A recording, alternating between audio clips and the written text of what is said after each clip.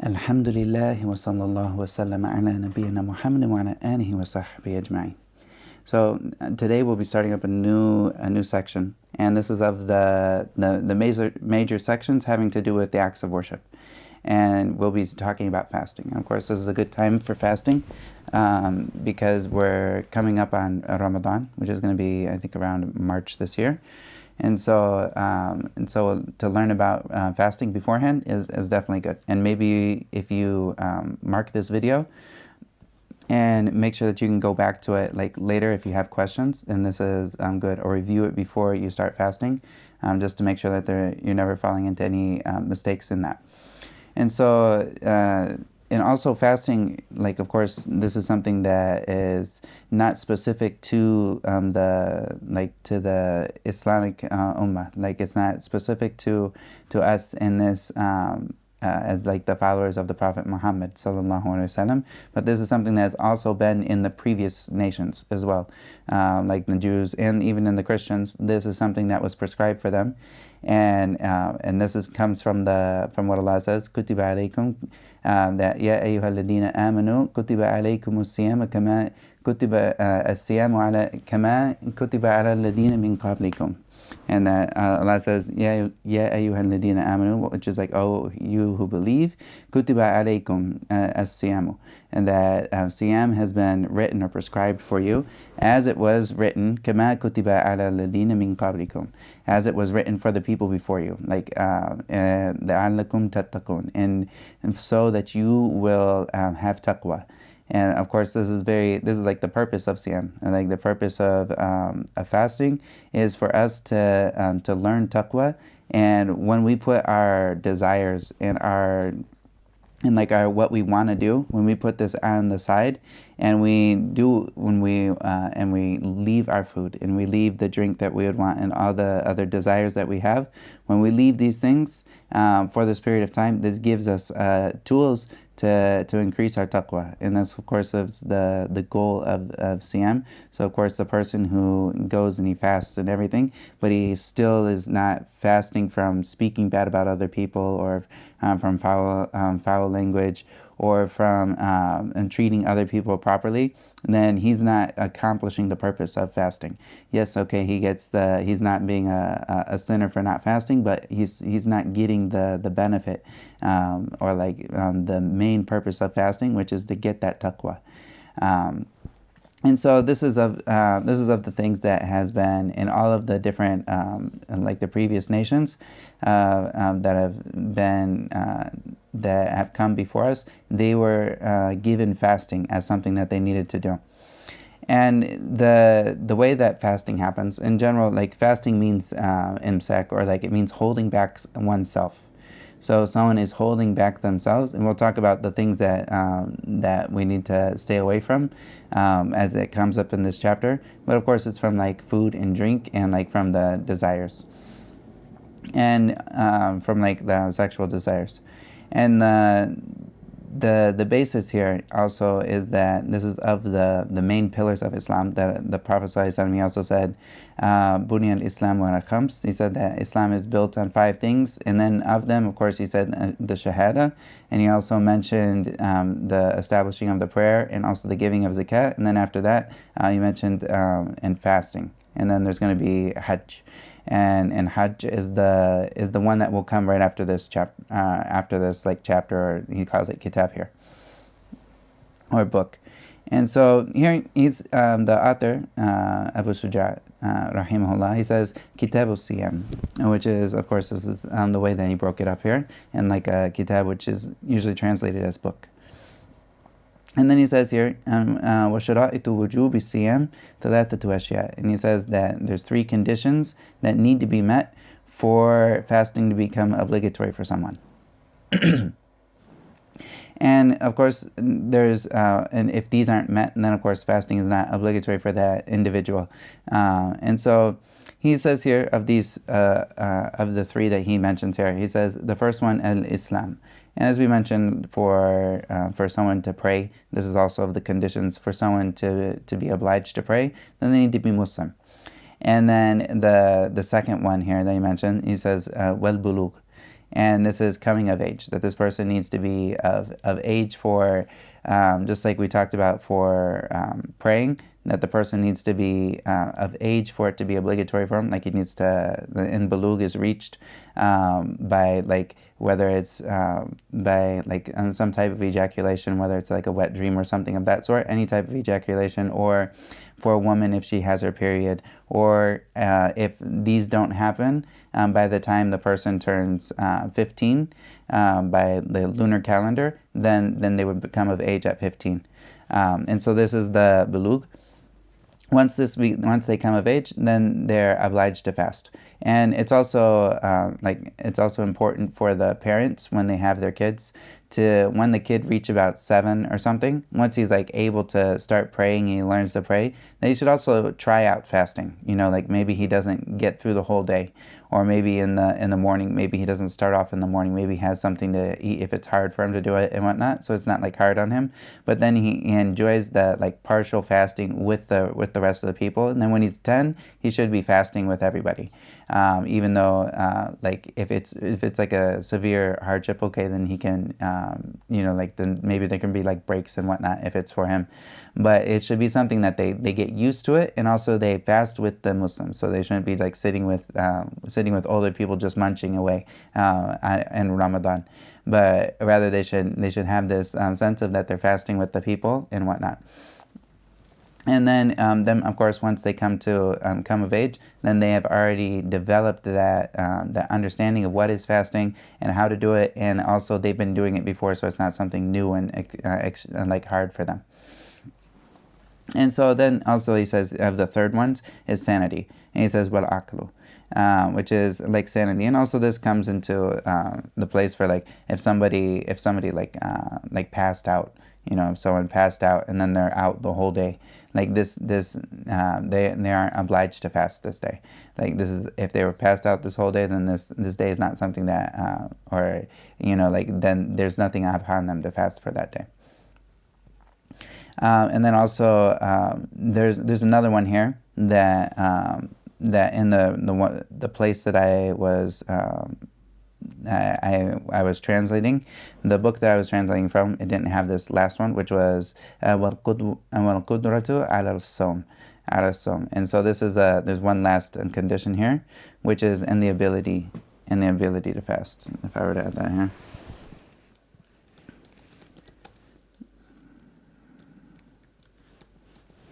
And the ability, there we go.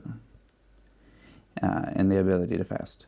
So this is the last one here that is also important, and this is in the copy that I have in front of me. So the person needs to be able to fast, and if they aren't able to fast, then this is something that's not obligatory upon them to the fast if they're not able to. And of course, there are things that the person who does not fast, then he would either say if there's a time that he can't fast because whether he's sick for that day, like say he's sick for that day, or there's something that happened, and or like he was traveling and then like he ended up on the travel, he wasn't able to fast because of this, because it became very hard on him and he was not feeling well. Or if someone, say maybe there's a woman who's giving like a woman who is nursing, and it's very hard for her to nurse and also have and be fasting at the same time because she's scared for herself and the baby, that she would be too weak, and then also for the baby. In this case, she can break her fast, and she's considered like a sick person who is in this, and then they would make up the fast later.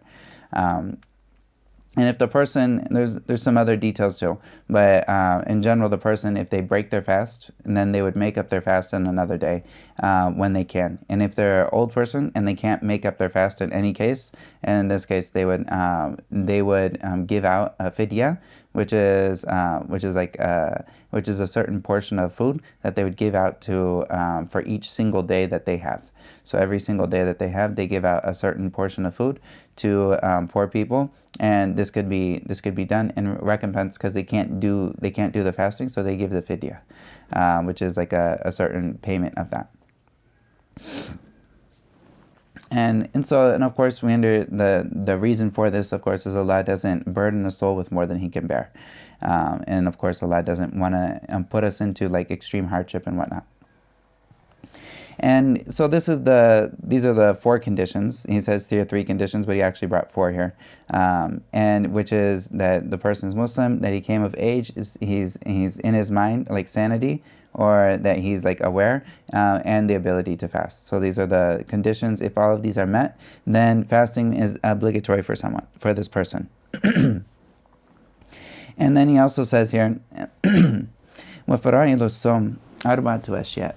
And he says that there's four things that are obligatory, or 4 obligatory parts. Bismillah.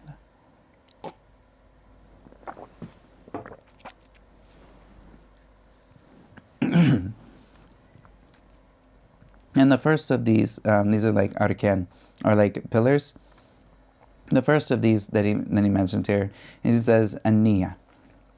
And of course, we have to have the niyah for fasting, and the intention needs to be there. And this niyah is something that also in like some of the different copies is that this وَتَعْيِينُ النِّيَّةِ, which is, he also mentions وَتَعْيِينُ النِّيَّةِ, which means like to make sure that you are fasting in Ramadan. And this is important, that like when someone's fasting, they know that they're fasting. Like if they're outside of Ramadan, then they would need, and they're making up something for Ramadan, they need to make sure that they have the intention that they are fasting for Ramadan when they have this intention of fasting. That's not just fasting in general, but rather that they're fasting for Ramadan. Like we have when we're praying, we have that we're praying this particular prayer. Of course, if you're in Ramadan and you're fasting for Ramadan, this is something that's pretty much accomplished. And also this niyah, what is the time for this niyah? This niyah needs to happen before the time for the action actually starts. So like the action of fasting starts at the beginning of Fajr. So like when the adhan for Fajr comes off, this is the time when it starts. So the niyah needs to come before this. And so this comes from what the Prophet ﷺ, he said that and the person who doesn't مَنْ لَمْ يُبَيِّتْ الصِّيَامِ أَنْ قَبْلَ الْفَجْرِ فَلَا صِيَامَ لَهُ. And that the Prophet ﷺ, he says that whoever doesn't intend, like yubayyit, means like they don't intend to fast قَبْلَ الْفَجْرِ, before Fajr, فَلَا صِيَامَ لَهُ, then there's no fasting that is counted for him. And so this is this hadith points to the fact that we need to always have the intention to fast the night before we start the fast. So in this time for having that intention can happen any time from the beginning of Maghrib. So as soon as Maghrib happens, and you as soon as Maghrib comes in, and maybe you're eating and whatnot, you have the intention that you're fasting tomorrow. And that is the way to accomplish this intention. You can have it at the very beginning of the time or any time within the night. But if you didn't have any intention the whole time, and then you wake up and then all of a sudden now you realize that you didn't have the intention, you still have to fast, but you have to make up this day because you didn't come with this pillar. And so this is important to make sure that someone has the intention beforehand. And that intention, the view of the Shafi'i madhab, and the strongest and of course the safest of the views, is that this intention needs to be every single day, because each one of these, each day of fasting is like an individual prayer. So like if you had a prayer, if you're at the beginning of the day when I pray, I pray Fajr. When I pray Fajr, if I was to make my intention that I'm praying Fajr now and I'm going to pray Dhuhr, and then I have, like Asr and Maghrib, all these, each one of these, they need an intention before that act, right? Before all of these acts. So if I were to do this, if I were to say I have the intention to fast Ramadan, and I don't have all of these different, and I don't make it for each individual day, it's kind of like I broke up a bunch of acts of worship without giving an intention for each one of them. And so this is important, that each one of the acts of worship has the intention for it, and that the intention comes before the acts of worship.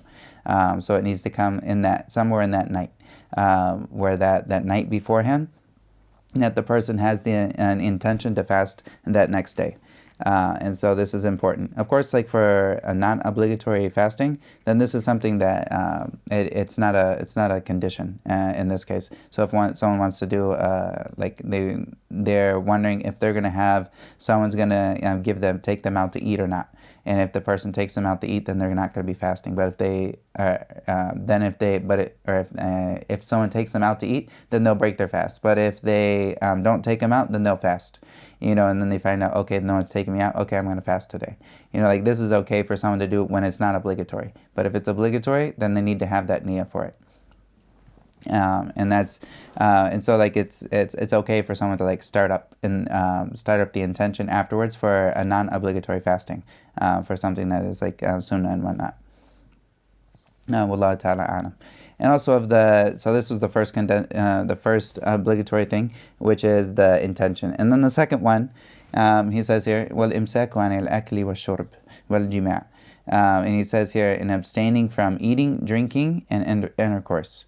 And so these are the other things like this, abstaining from these things. This is where the linguistic meaning of siyam comes, is like abstaining from eating and drinking, and also intercourse. And he says here jima', which is intercourse, but this also encompasses any type of ejaculation that someone would actually cause for themselves, such as like with any motion and whatnot. Of course, ejaculation is not permissible, but if this were to happen, it would break someone's, like if someone were to do like masturbation, it's not permissible. But if someone were to do this, it would also break their fasting, and they're a sinner for breaking their fasting, and they need to make up that day. And so this is of the things, so like imsak on eating. And of course, eating is anything that comes in, that comes from it comes down into the throat, like anything that is intentional. And he'll talk about this. And also, there's one other thing that he mentions here, alongside of the eating and drinking and the jima', which is the intercourse. He also mentions ta'ammud al-qay, and which is to intentionally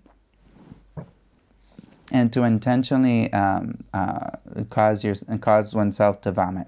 So if someone was to induce vomiting, this would also be a form that would break. This would be something that would break the person's fasting. Of course, in Ramadan, if someone breaks their fast, they have to finish it out, unless there's like a medical necessity. But if someone breaks their fast for some type of reason, the actual day of Ramadan needs to be fasted. And even if even if the fast is not complete, they make up this day later, but they still need to fast the rest of that day. So if they did one of these things and they broke it, or they missed their intention, they'd still need to fast for the Ramadan, because these days are something that need to be fasted in, even if there's a deficiency in that. And the reason for like the person who induces vomiting is from a hadith that the Prophet ﷺ, he said, "Man dhara'ahu al-qay," and whoever like is overcome by vomiting, then in this case, وَهُوَ صَائِمٌ فَلَيْسَ عَلَيْهِ قَضَاءٌ وَمَنِ اسْتَقَاءَ عَمْدًا فَلْيَقْضِ. And so, like the Prophet ﷺ, he said, whoever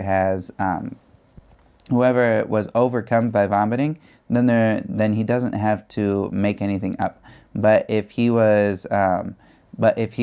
actually induced vomiting for himself, then he needs to make that up, because this is something that he did from his own actions. And the Prophet ﷺ says, "فَلْيَقْضِ."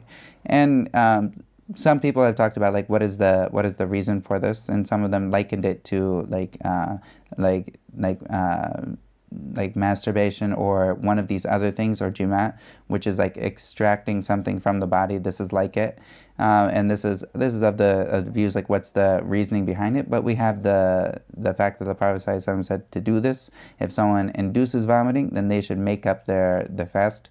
And so this is what we take as what he said. And so we take that, and we know that whoever did this, then they need to make up that day, and Allah knows best. And so also we have here, and we talked about the beginning of fasting. We talked about the different pillars of fasting, which is the niyyah, which is the having that intention, and that of course that intention needs to be the night before, sometime within that night for each individual night, and also abstaining imsak, abstaining from eating, drinking, intercourse, and also abstaining from inducing vomiting. All of these things need to be abstained from. And the next thing he's going to talk about are some of the things that actually like cause someone to break their fast. And he's going to bring up here 10 things, and there's quite a few other things that also break the fast. And these are the things that we need to be very we need to be very careful and be mindful with these things, that we never do any of these things. And also I'm going to bring in extra ones that aren't mentioned here, but that will probably, like, people will ask about, or they'll come into, they'll have a question about these. And these are some of the ones that would be talked about in like modern day areas. So he says here, وَالَّذِي يُفْتِرُ بِهِ الصَّائِمُ عَشْرَةُ أَشْيَاء. And he says there's 10 things that break the person's fast. And so the first of these things is مَا وَصَلَ عَمْدًا إِلَى الْجَوْفِ أَوِ الرَّأْسِ. And so the first thing is whatever enters, he says al-jawf, which is like opening, like linguistically it'd be like an opening, but it means like the stomach. So if like the actual canal that reaches the stomach, like this is whatever reaches that. And he also says intentionally, and this is very key, that someone does this, whatever enters the stomach or the head, which is intentionally. He also says whatever intent in the head as well. So he mentions the head. So of course, like if somebody is like, there's a difference of opinion. Like if someone uses eardrops, and in this area, the eardrops come in, and then does this reach the stomach and whatnot, or does this break? And we'll talk about this in just a little bit. But anything that reaches the stomach, like anything that's entered into the stomach, whether it's food or whether it's not food, but it was entered intentionally, then in this case it would break the person's fast. And it's also key that this thing is intentional, because the Prophet ﷺ, he mentions in a hadith that whoever ate while they were fasting, without realizing, like they were eating while they were forgetful, then this is something that Allah has given them food for that day. And of course, once they remember, then they can't eat anymore. So like if somebody say they were eating and they didn't realize, they forgot that this was Ramadan, and so they started eating an apple or something, and then as soon as they remember that it's Ramadan, they spit out whatever's in their mouth, and they can't swallow anything from that point. Once they remember, then they spit it out, and they keep going with their fasting. Their fasting's okay. Or the same thing if they drink something accidentally, or if they accidentally swallow a fly, if they're on the road or something, and the fly enters their throat or something, or like dust and whatnot. This stuff is not something that they were intentionally doing, so this doesn't break their fast. And so he says here, "Ma wasala amdan ila jofi aw rats." So these things, whatever enters into the stomach or the head, he says here that it breaks the fast. And he also says, "Wal huknatu fi ahadi sabilain." And so this is also, he says, a hukna, which is a suppository. Like this is a rectal or urethral suppository. So like anything that's entered into one of these two passages, anything that's entered. And this, he says a hukna, which is like usually like maybe like a kid has a kid has a fever, and so sometimes he'll have like something in that, like a rectal suppository as like a cure to this fever or something of this sort. And this is something that happens, and at the time it was known that sometimes there would be this thing, but this is something that breaks the fast. And so he mentions here the hukna in either one, like whether it's the front or the back. And also there's the same thing, anything that enters any of these passageways, like these two passageways, if there's like someone was cleaning themselves or something and they accidentally entered something in, then this would break the fast as well. Of course, this is with them knowing, doing it like knowingly, amdan.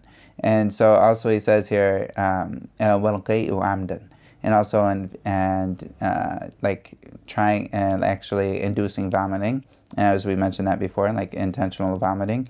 And then the fifth one he mentions here is وَالْوَطْءُ عَمْدًا فِي الْفَرْجِ. And he also says and like the actual intercourse, intentional intercourse, and that happens. And of course, like this is something that of course that breaks the Sawm, and there's an additional penalty for the person who breaks the Sawm with this. And that will be mentioned at the end of this like major chapter. And also he says here, well, inzaru an mubasharatin, and also like ejaculation from foreplay. Like if someone was in foreplay or something of this sort, then this would, and there was ejaculation that happened from this, from like touching and whatnot, then this is something that would break the fast in and of itself. And the same thing that goes for masturbation as well. Like any ejaculation that happens from like the action of this person, like him actually doing an action, as opposed to if he was sleeping and he had a wet dream during the day of Ramadan, this doesn't affect him. This doesn't do it. Like this doesn't break his fast. Because it's not from his actions. This was something that happened to him while he was not unaware. And he also, and then the next thing he says, wal hayd, wal nifas, wal junun, wal ridda. And so he brings these last 4 things. And he says, wal hayd, which is menstruation. So menstruation breaks the fast.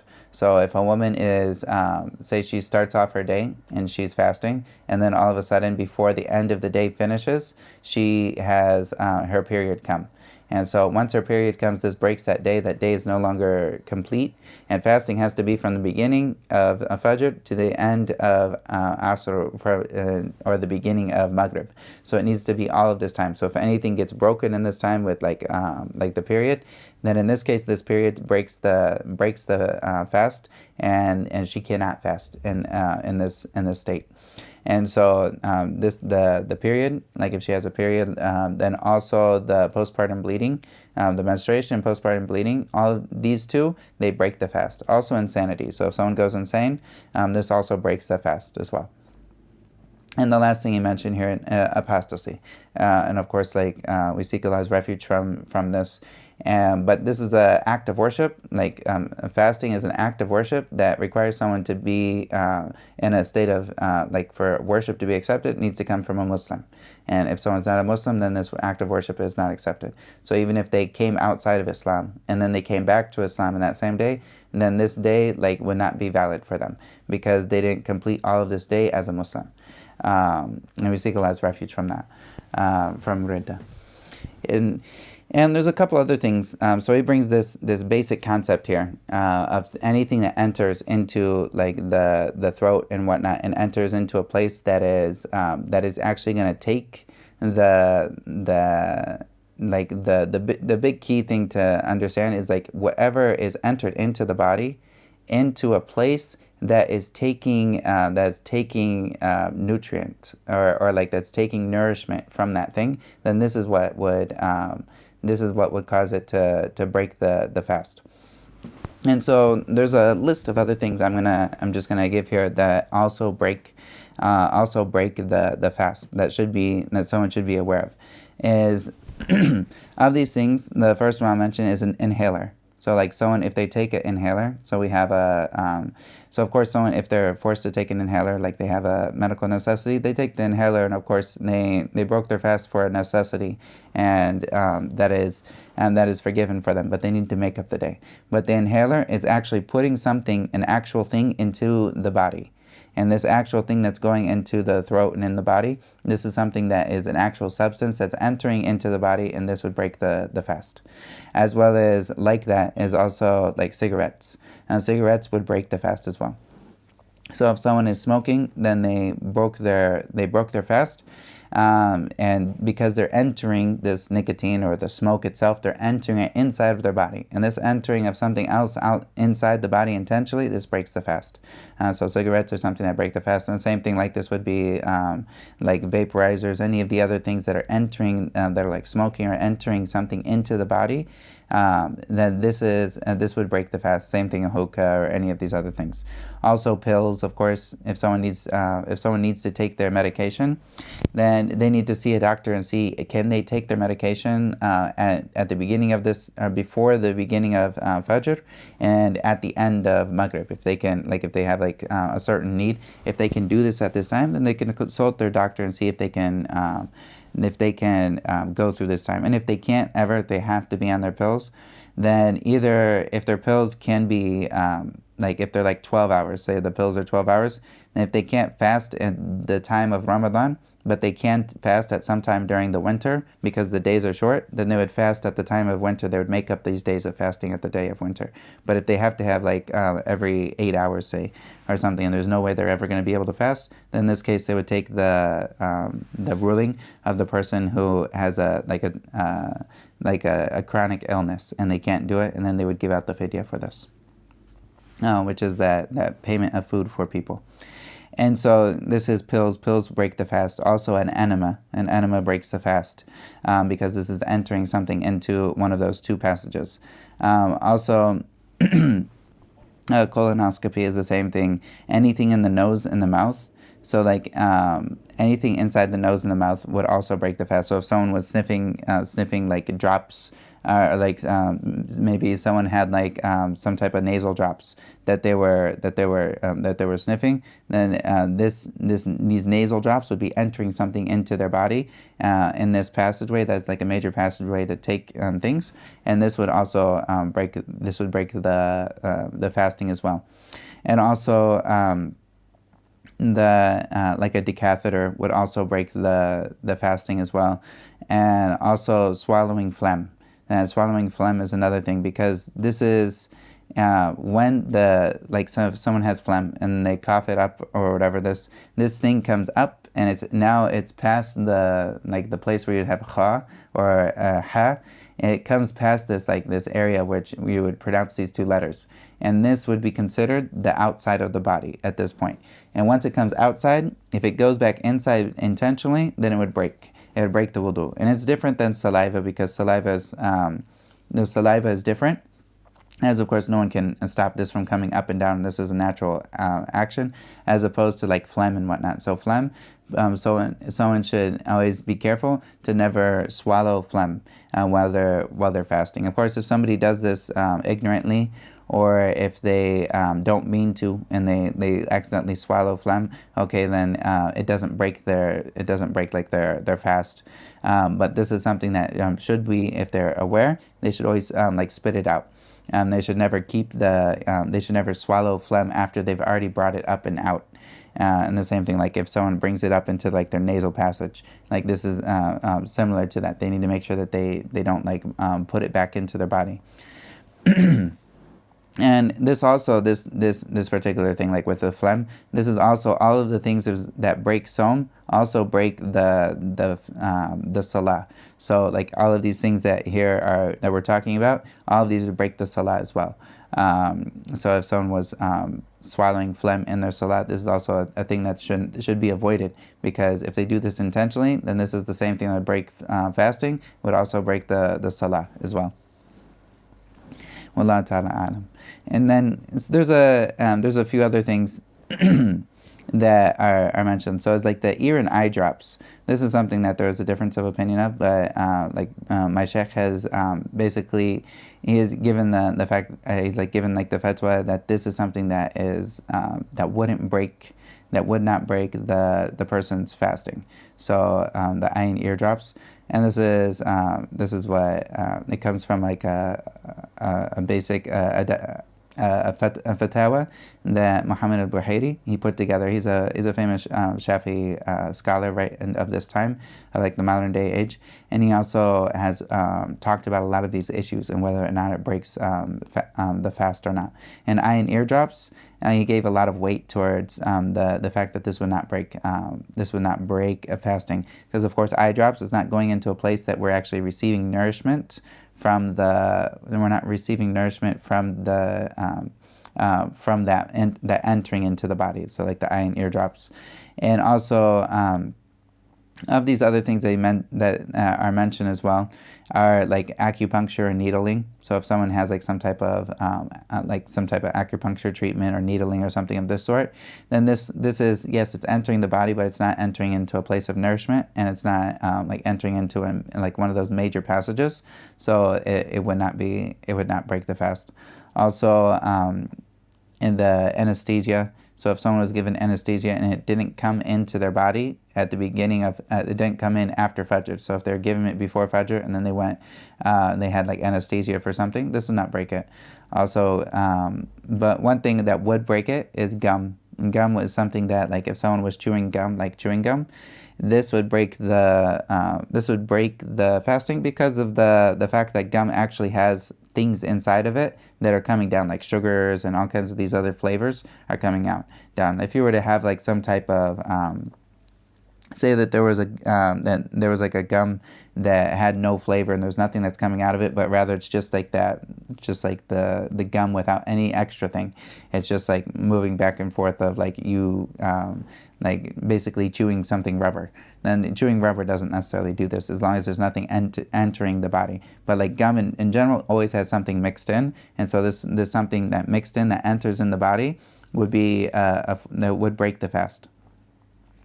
And also like under tongue strips, like if someone had like a tongue strip that needs to be taken on their tongue, this would break the fast as well. Also swimming is also it should be avoided. And swimming, because the vast majority of swimmers are going to be intaking water at some point in time. So he's putting himself into a place that he knows he's going to be intaking water. And so because of this would also break his fast from the swimming, even if he says, oh, I didn't mean to, but you put yourself in a place of swimming during the time of fasting. So it's like you opened yourself up for this. And so when the water comes in, of course, if the water comes in, then it breaks the fast. Of course, if there's no water that comes in, this is not, you're not going to break your fast just from entering the water. But if water comes in, then this person is not excused for saying, I didn't mean for water to come in. No, because they put themselves at that risk where they know normally this would be that way. And also toothpaste is okay. Like if someone uses toothpaste, but they just need to make sure that nothing comes down into their mouth when they're using the toothpaste. And the same thing, like if someone uses the siwak, this is fine for them to use the siwak. They just need to make sure that none of the little pieces are swallowed. Like, because sometimes the pieces of the siwak, like there'll be little tiny pieces. These can't be swallowed. Also, tasting, smelling, these things don't break the like tasting, like someone's making food and they want to taste, is there enough salt in there? They can taste and see if there's enough salt, but they don't swallow. That's the major thing. They don't swallow. They spit out whatever they have tasted to make sure that the food is fine. But since they didn't swallow it, it's not considered eating. And also smelling, this is not considered eating.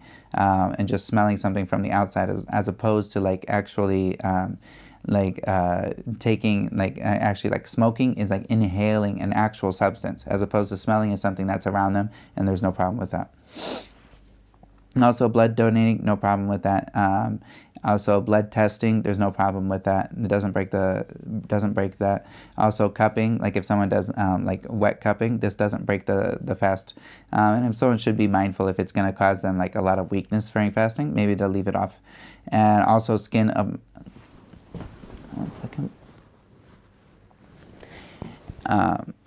And also like skin, like if someone's going to have like a skin ointment or something, then this also is something that would be like doesn't break the fast. And also like skin patches, this wouldn't break the fast because it's being entered from the skin.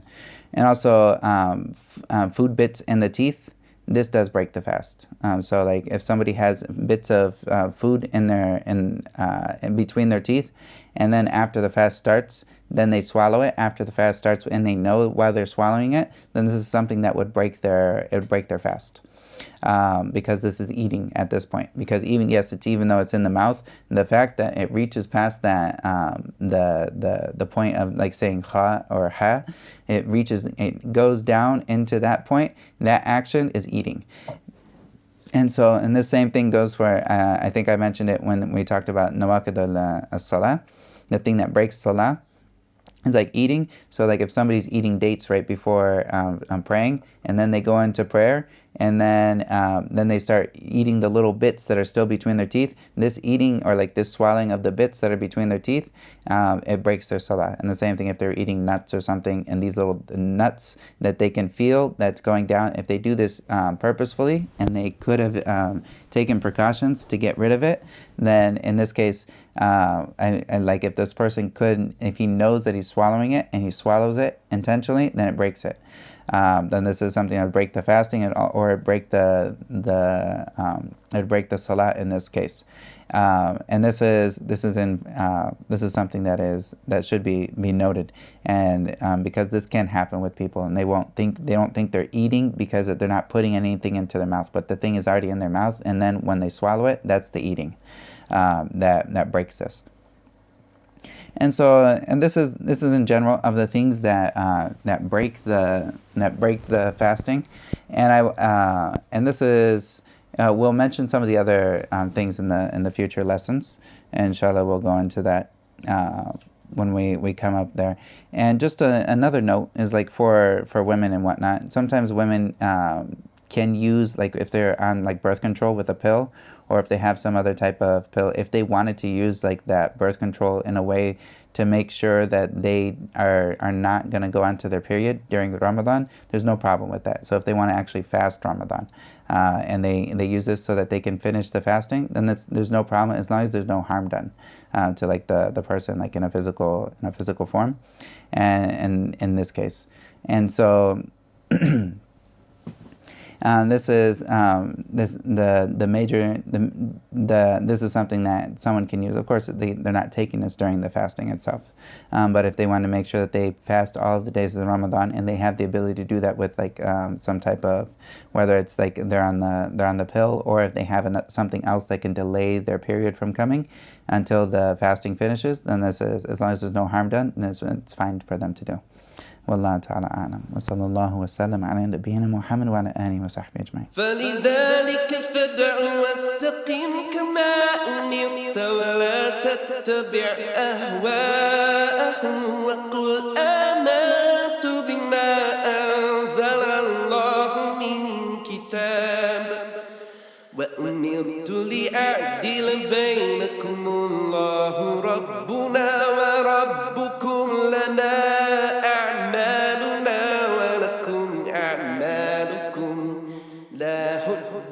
بيننا وبينكم الله يجمع بيننا وإليه المصير.